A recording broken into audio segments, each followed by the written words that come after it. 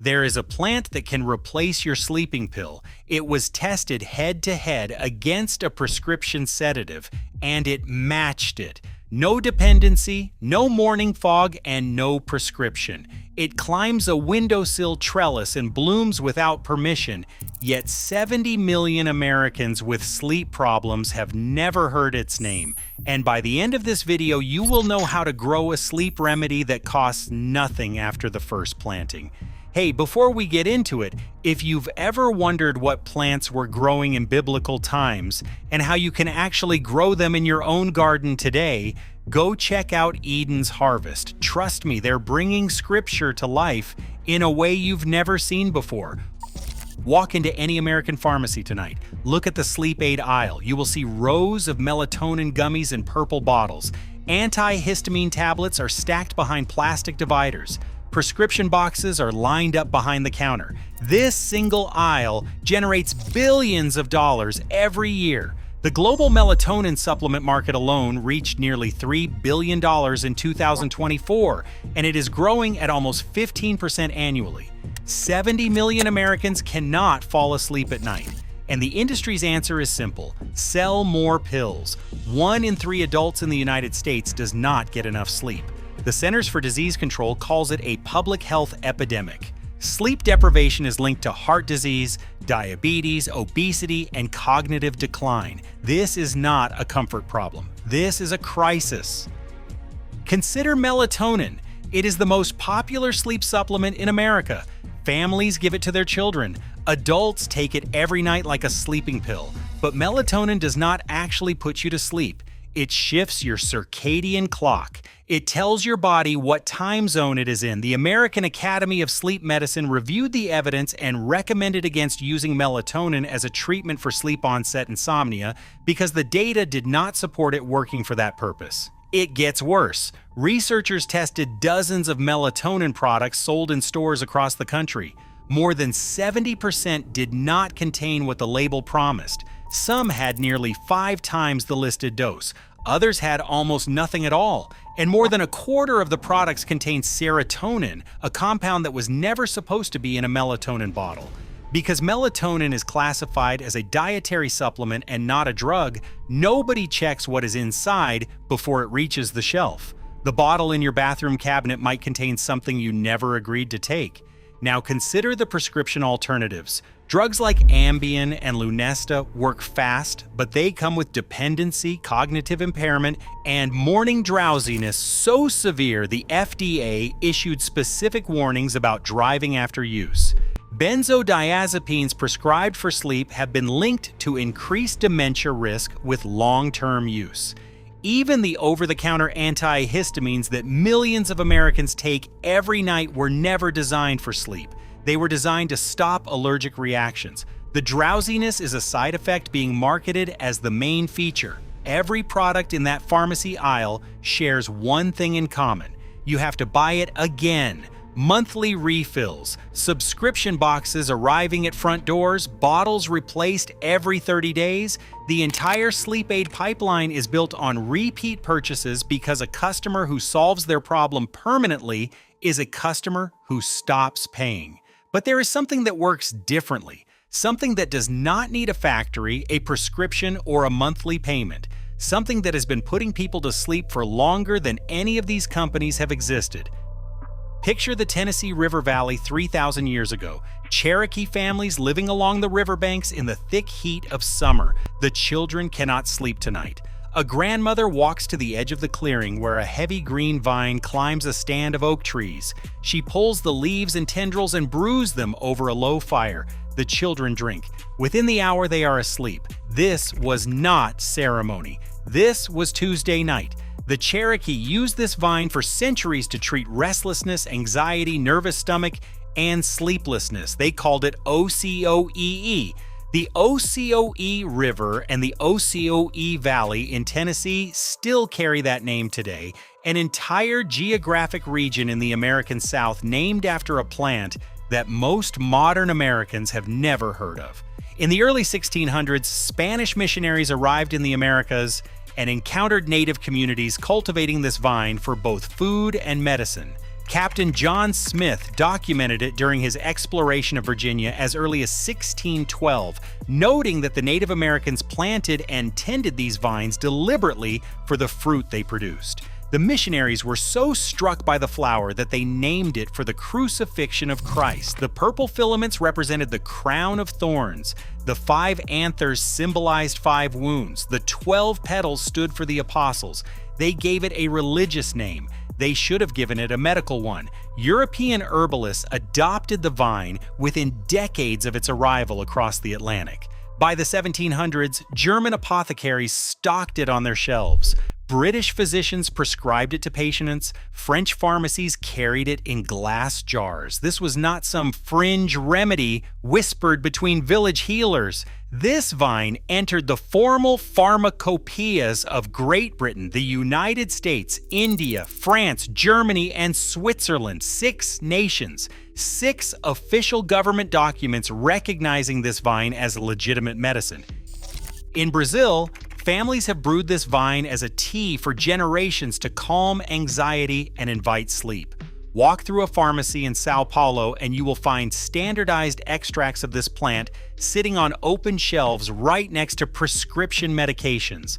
The vine is so deeply woven into Brazilian health culture that no one thinks twice about reaching for it. It is as ordinary there as melatonin gummies are in the United States. Except the Brazilian version actually works for the purpose people buy it for. And yet in 2026, you can walk into any American pharmacy and find entire shelves filled with melatonin gummies, antihistamine sleep aids, and prescription sedatives.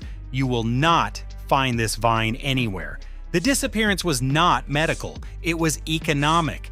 A vine that grows on a windowsill cannot generate recurring revenue. A plant that returns every spring cannot create repeat seed sales. A remedy brewed in a kitchen cannot be patented, branded, or sold through a subscription model. When the pharmaceutical industry expanded through the 20th century, it needed molecules that could be synthesized, standardized, and protected by intellectual property law. A living vine climbing a garden fence met none of those requirements. So the vine remained in the pharmacopeias, it remained in the official records. The European Medicines Agency still recognizes it today. Germany still approves it for medicinal use. But no company funded its promotion, no marketing budget pushed it into American consciousness, no television commercial taught 70 million sleepless people its name, and within 2 generations, a remedy that 6 nations officially endorsed became invisible in the country where it grows wild along every roadside fence in the South. The vine is Passiflora incarnata. Most people know it as passion flower. In the American South, it has another name, maypop, named for the popping sound the hollow fruit makes when you step on it in late summer. The word passion has confused the Western world for 500 years. People hear it and think of romance or desire, but the name refers to the passion of Christ, the suffering and crucifixion. Spanish missionaries named this vine for theology. 5 centuries later, most people still do not know what the vine actually does for the human body. The Passiflora genus contains over 500 species scattered across the tropics and subtropics. Only one has been studied extensively for sleep and anxiety, Passiflora incarnata, 1 species out of 500, and it is the one growing wild from Texas to Virginia right now. If you have ever driven along a highway fence in Georgia or walked a roadside trail in Tennessee or the Carolinas, you have probably seen it and kept walking. The flower is unmistakable once you know what you are looking at. Purple and white filaments radiating from the center like a fractal crown. 3 lobed leaves the size of an adult hand, a vine that climbs anything it touches. Fences, mailboxes, tree trunks, power line poles. It looks like something designed in a laboratory. It was shaped by 3,000 years of natural selection in the American Southeast. And here is what clinical research confirmed it does. Your brain has a natural braking system called GABA. When GABA activates its receptors, your neurons slow down. Anxiety fades, muscles release, sleep arrives on its own.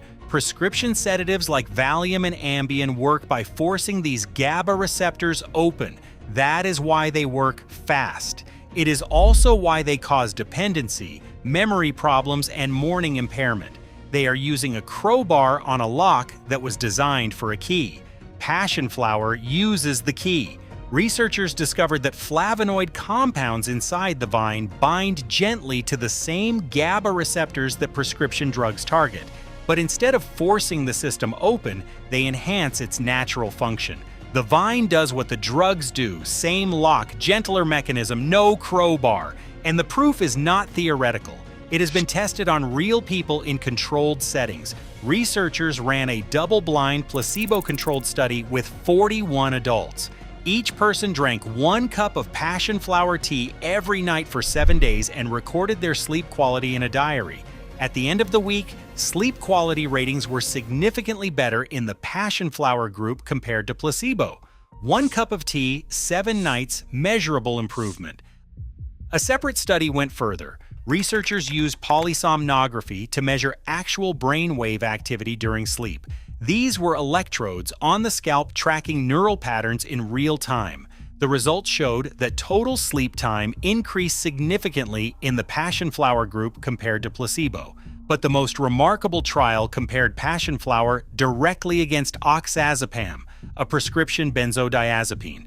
36 patients diagnosed with generalized anxiety disorder received either the vine extract or the drug for 30 days. At the end of the trial, there was no significant difference in effectiveness between the two treatments. The vine matched the prescription drug. But here is the part that matters most. The patients taking the pharmaceutical reported significantly more problems with job performance the next day. The passion flower group did not. Same calming effect. But only one group could still think clearly at work the next morning. A 2024 study confirmed what the earlier research had shown. Passion flower extract reduced both stress and insomnia symptoms in participants dealing with chronic sleep difficulty. And across the full body of published research, a systematic review found that the majority of studies reported reduced anxiety following passion flower use with no adverse effects observed. No memory loss, no cognitive decline, no dependency, and almost nobody in the supplement industry funded any of it. The most important passion flower sleep studies came from independent researchers in Iran, Australia, India, and Brazil. Not from the countries selling $3 billion of melatonin every year. A vine that cannot be owned cannot attract investment. The money flows toward patentable molecules. The research follows the money. The knowledge gaps persist. But none of that science matters unless you can grow the vine yourself. And passion flower is one of the easiest medicinal plants you will ever put in soil. Start with a deep pot, 8 to 10 inches at minimum. Standard potting mix from any garden center works fine. Passion flower is not fussy about its growing medium. The seeds have a hard outer coat, so preparation matters. Soak them in room temperature water for 24 hours before planting. Some growers lightly scratch the surface of each seed with fine sandpaper. Either method softens the shell so moisture can reach the embryo inside. Sow the seeds on the surface of the soil or barely cover them with the thinnest dusting of mix. Passion flower seeds need light to trigger germination, so do not bury them deep. Mist gently. Place the pot in a sunny window. South-facing is ideal. The vine wants at least 6 hours of direct sunlight per day. Germination takes 10 to 20 days, sometimes longer. This is where most people give up. Do not keep the soil lightly moist. Keep the light steady. The seeds are working beneath the surface even when nothing visible is happening above it. Once seedlings appear, place a small trellis or bamboo stakes in the pot. Passion flower is a climbing vine, and the tendrils will wrap around anything within reach. String, wire, or a simple wooden frame leaned against the window. The vine grabs hold and pulls itself upward toward the light. Picture your windowsill in week 1. Bare soil with small seeds resting on the surface. By week 3, pale green shoots push through in clusters. By week 8, the vine climbs its trellis and opens those distinctive 3-lobed leaves. By late summer, the flowers appear. Each bloom lasts only a single day, but the vine keeps producing new ones throughout the season. That alien purple crown opens fresh every morning 3 feet from where you sleep at night. If you let some of those flowers mature instead of harvesting them, the vine produces EGG-sized green fruit called May pops. The flesh inside is tangy and aromatic, filled with small seeds suspended in fragrant pulp. The Cherokee ate these for thousands of years, one vine feeding you and helping you sleep. For the sleep remedy, harvest the leaves, stems, tendrils, and flowers. All of them contain the active compounds. The best time to collect is during active growth before the first hard frost of autumn. Dry your harvest in a dehydrator on a low setting or hang small bundles in a warm, dry room for 2 weeks. When fully dried, it should crumble easily between your fingers. To prepare the tea, measure 2 teaspoons of dried passion flower per cup of boiling water. Steep for 10 to 15 minutes. This is longer than a standard herbal tea because the flavonoid compounds need time to release fully into the water. Drink it 30 to 45 minutes before bed. The taste is mild, slightly grassy, a gentle natural sweetness underneath. Nothing like the harsh bitterness of valerian root that makes some people wince before they even finish the cup. For a tincture, combine dried passion flower with vodka at a ratio of 1 part herb to 5 parts liquid. Let it steep 4 to 6 weeks in a dark glass jar. Strain out the plant material. Take 1 to 2 dropperfuls before bed. One healthy vine produces enough dried material for an entire year of nightly tea. Passion flower is perennial in zones 6 through 9. The roots survive winter underground, and the vine returns every spring without replanting. In colder climates, grow it as a warm season annual or bring the pot indoors before frost. Store dried passion flower in a dark glass container in a cool location. It holds potency for 12 months or longer. No capsules, no subscription, no factory standing between you and sleep, just a vine, hot water, and patience. Consider what this means in practical terms. A packet of passion flower seeds costs less than $5 at any garden center or online. One planting produces a perennial vine that returns year after year. That single vine yields enough dried material for 365 nights of tea. Meanwhile, the average American household spends between $120 and $300 annually on sleep supplements that clinical evidence suggests may not even do what the label promises. But the math is not the point.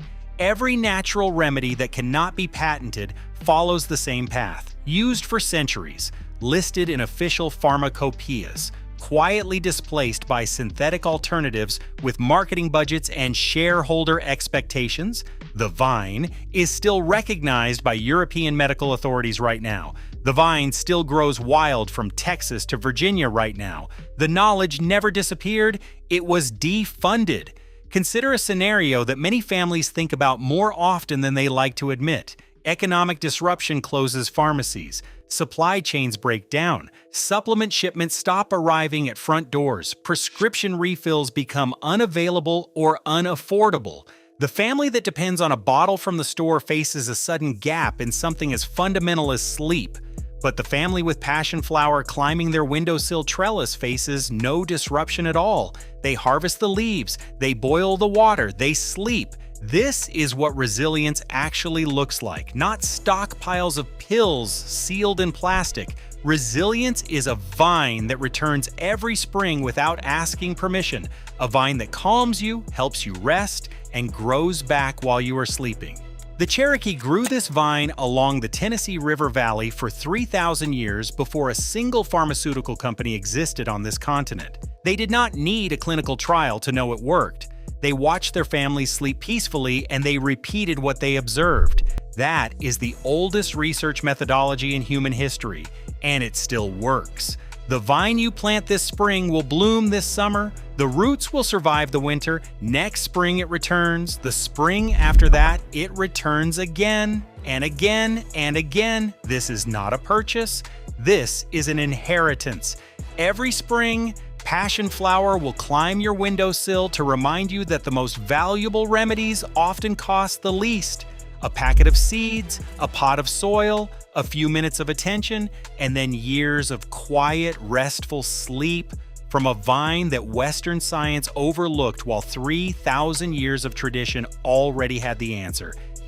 And do not forget, if you want to grow the same plants that have been rooted in history since biblical times, Eden's harvest has got you covered.